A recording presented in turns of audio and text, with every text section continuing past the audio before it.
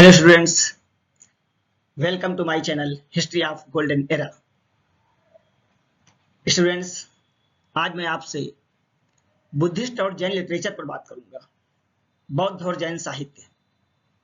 जैसा कि आपने पिछले वीडियो में पढ़ा होगा कि 6ठी शताब्दी ईसा पूर्व में 6th सेंचुरी बीसी में जो एक राजनीतिक आंदोलन चल रहा था, एक पॉलिटिकल रिवॉल्यूशन चल रहा था, जिसमें 16 महाजनपद 16 महाजनपद से आगे बढ़ते बढ़ते 4 महाजनपद हुए, कौशल, वत्स, अवंती, मगध, और उनमें फिर आगे चल करके मगध ही महाजनपद बचा और मगध का इतिहास पूरे भारत का इतिहास बन गया था। ठीक उसी तरह से उसी समय 6th सेंचुरी बीसी में ही एक रिलीजियस रिवॉल्यूशन भी चल रहा था। उस समय प्राचीन भारत के उत्तर भारत में एक धार्मिक आंदोलन भी चल रहा था। उसमें बहुत से संप्रदाय थे, काफी सेक्ट थे, आजीवक संप्रदाय भी था, जिसका आज नाम भी नहीं सुनने को मिलता है। ऐसे बहुत से संप्रदाय थे। उसी समय बुद्धिस्ट और जैन सेक्ट, बौद्ध और जैन धर्म भी सामने आए, जिसमें जैन धर्म जो कि बहुत पहले से चल रहा था, उसके 23वें तीर्थंकर महावीर स्वामी का जन्म उसी समय हुआ, और बौद्ध धर्म के फाउंडर, बौद्ध धर्म के संस्थापक महात्मा बुद्ध का भी यही समय है।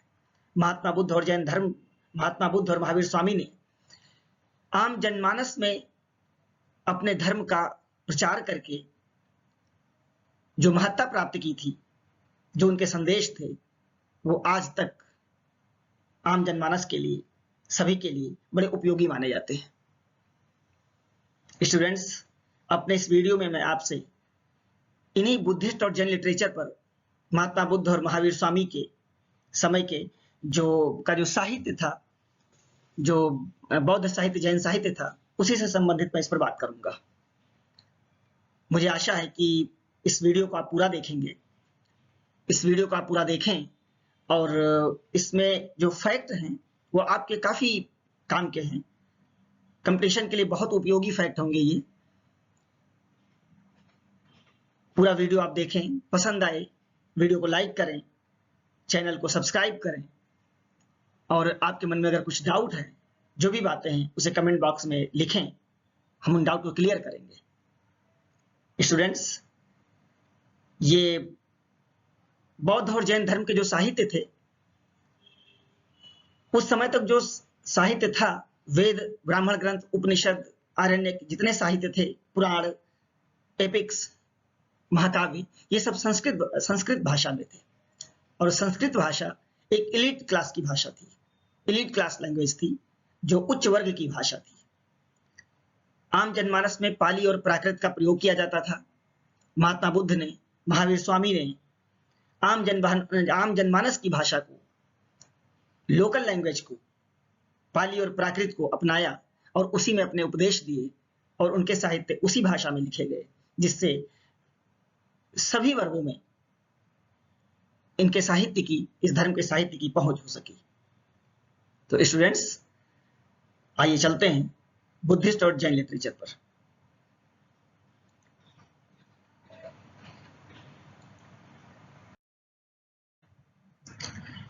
बुद्धिस्ट लिटरेचर, बौद्ध साहित्य, त्रिपिटक, जैसा कि स्क्रीन पर आप देख रहे हैं लिखा हुआ है, Tripitakas composed in Pali are the most important literary works in Buddhist literature.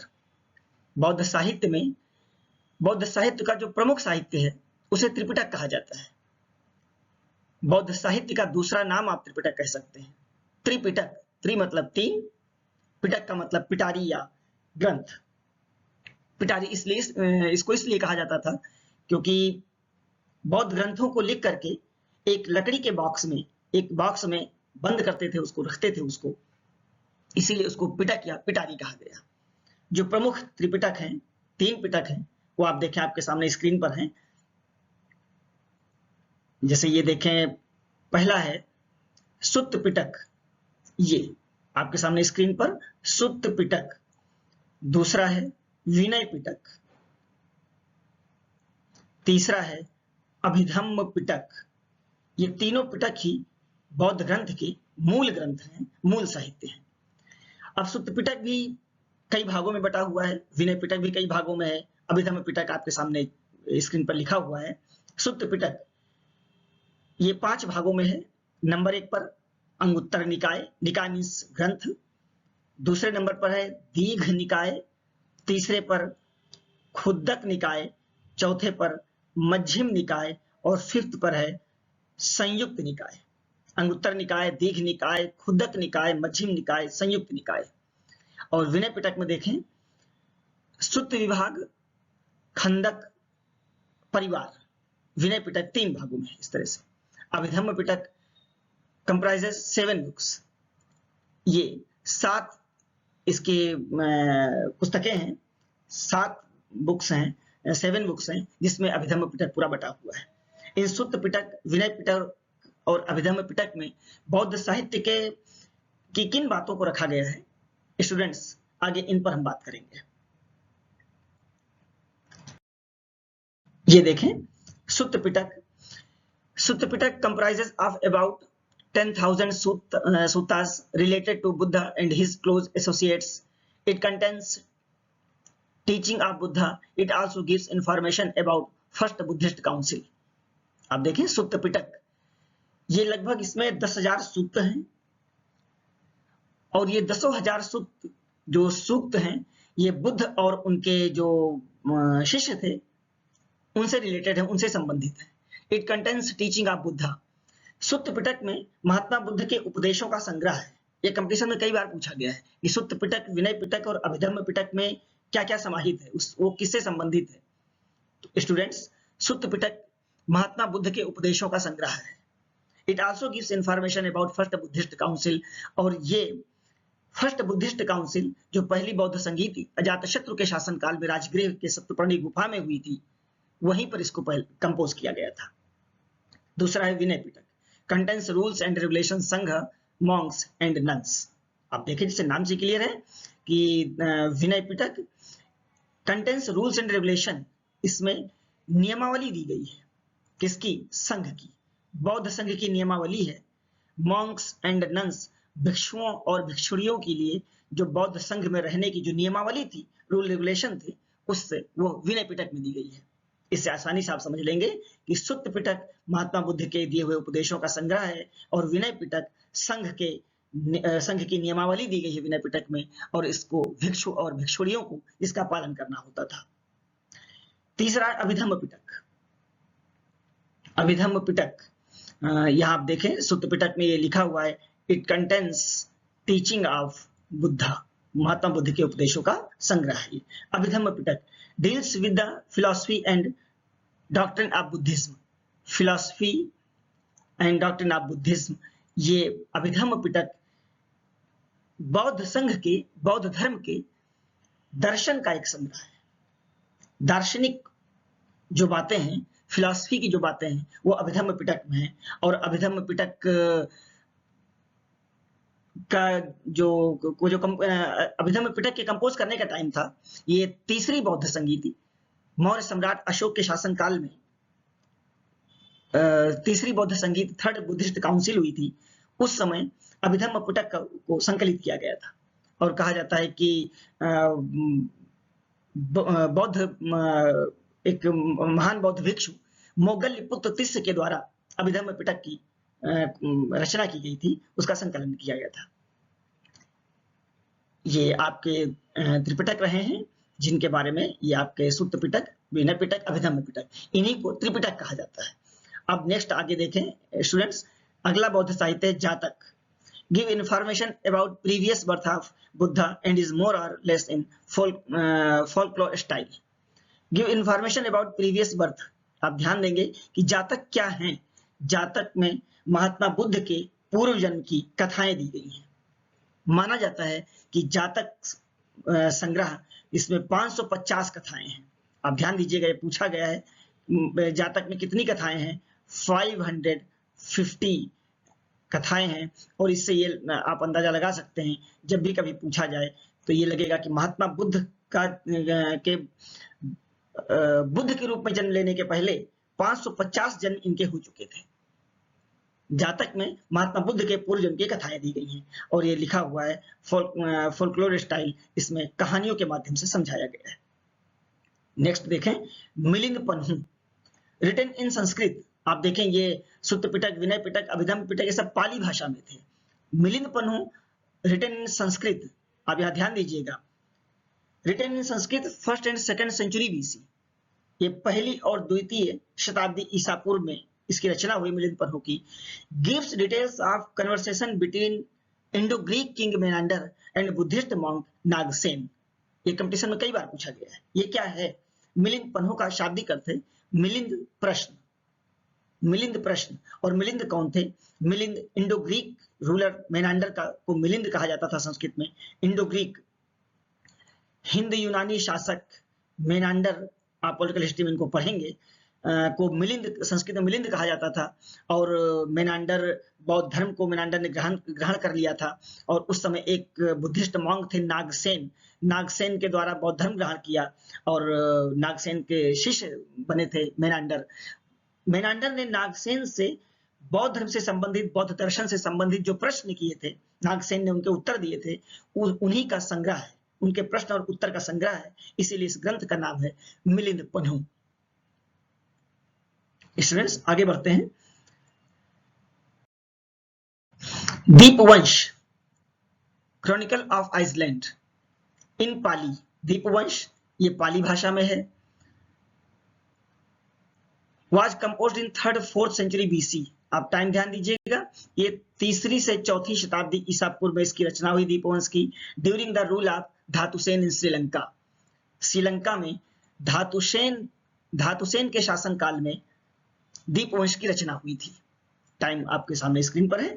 It tells us about of arrival of Bodhi tree Sri Lanka. और दीपवंश से ही पता चलता है कि श्रीलंका में बोधि वृक्ष श्रीलंका ने भारत से बोधि वृक्ष मंगवाया था और उस बोधि वृक्ष का रोपण श्रीलंका में किया गया था। इसकी जानकारी हमें दीपवंश देता है। ये इंपॉर्टेंट है, आप ध्यान रखिएगा कि श्रीलंका में arrival of Bodhi tree Sri Lanka की जानकारी हमें कौन देता है? ये दीपवंश देता है। और ये दीपवंश श्रीलंका का, लंका का, या इसको सिंहली ग्रंथ कहा जाता है। और श्रीलंका को सिंहल नाम से भी जाना जाता है, ताम्रपर्णी नाम से भी जाना जाता है। सिंहल नाम से ज्यादा पहचान है प्राचीन भारत में, इसलिए इसको सिंहली ग्रंथ कहा जाता है, दीपवंश। नेक्स्ट आप देखें महावंश इन पाली, ये भी पाली भाषा में है। वाज कंपोज्ड इन श्रीलंका, इसकी भी रचना, इसका भी संकलन श्रीलंका में ही किया गया था। टाइम वही है 3rd century 4th century BC ईसा पूर्व। Gives historical information not only about Sri Lankan rulers but also the other rulers of Indian सब कॉन्टिनेंट। आप यहाँ ध्यान दें, ये ऐतिहासिक जानकारी देता है। महावंश ऐतिहासिक जानकारी देता है, नॉट ओनली अबाउट श्रीलंकन। ये भी महावंश भी सिंहली ग्रंथ है, लंका का ग्रंथ है, दीपवंश और महावंश दोनों। लेकिन ये सिर्फ श्रीलंका के बारे में जानकारी नहीं देता है, श्रीलंकन शासक के बारे में जानकारी नहीं देता है, but also the other rulers of Indian सब कॉन्टिनेंट। उस समय के जो कंटेम्परेरी रूलर थे, शासक थे भारतीय महाद्वीप के, उनकी भी जानकारी महावंश से मिलती है।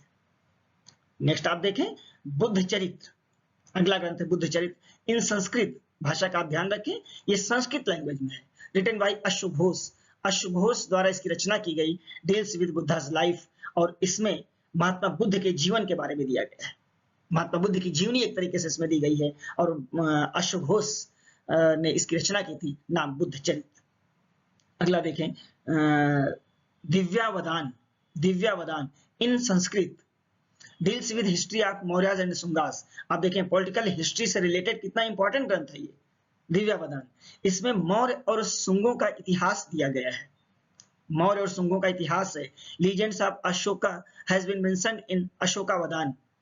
लीजेंड ऑफ अशोका, अशोक शासक के बारे में इसमें उल्लेख है। अशोकावदान स्टोरी इन दिव्यावदान, अशोकावदान से संबंधित एक कहानी है जिसे दिव्यावदान में दिया गया है।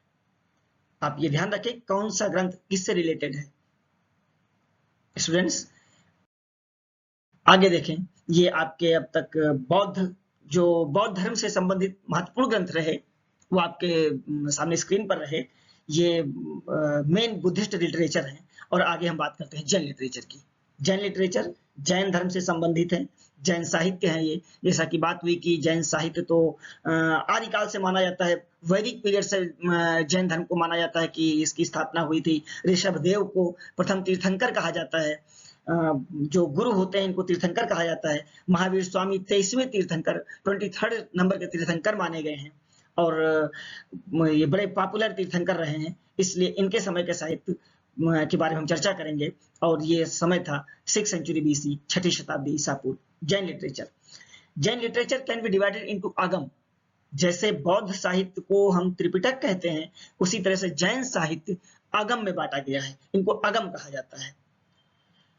एंड नॉन आगम, आगम एंड नॉन आगम लिटरेचर, हम जैन साहित्य को आगम और नॉन आगम में बांट सकते हैं। Agam consists of several text and are regarded as sacred books in Jainism.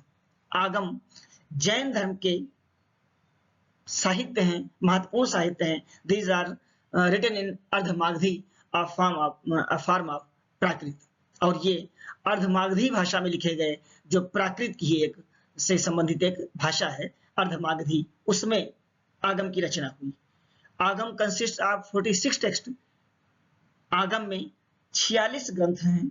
ध्यान दीजिएगा, आगम में जैसे त्रिपिटक में, बौद्ध साहित्य त्रिपिटक में 3 थे, आगम में 46 टेक्स्ट इंक्लूडिंग, अब यहां ध्यान दीजिए, 12 अंग, 12 उपांग, 6 छेद सूत्र, 4 मूल सूत्र, 10 प्रकीर्णक सूत्र एंड 2 कली सूत्र।